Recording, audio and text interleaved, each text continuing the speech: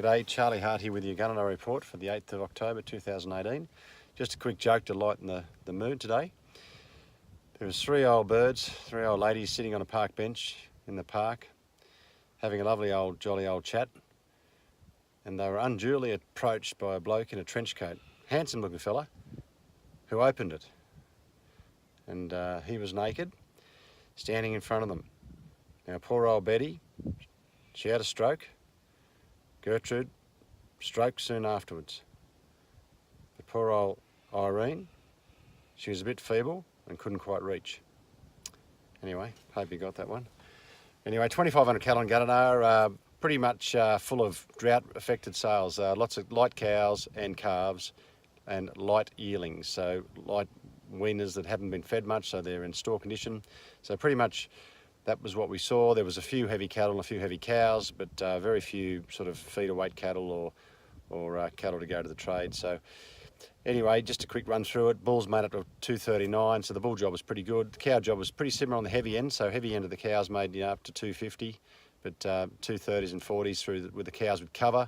And then the mid-weight cows sold really well, so lots of mid-weight cows making one sort of 90. Early $2, so that was pretty good. Lightweight cows back where they've been, sort of in the 120s, 30s, 40s, depending if they've got a little bit of cover, a little bit of frame. So that was pretty similar, but it's still strong. Calf job, dearer for calves that were big enough. Same thing. If they were just big enough to take a pellet or a bit of hay, yeah, they were dearer by 30 or 40. But anything under that, the lighter calves were hard to sell. So that was, we've seen that before. But definitely the heavier calves were stronger, the heavy end of the calves, which were, you know, getting up into the sort of 120 kilo calves. They were dearer. The store weaners or yearlings, once again, good competition on them.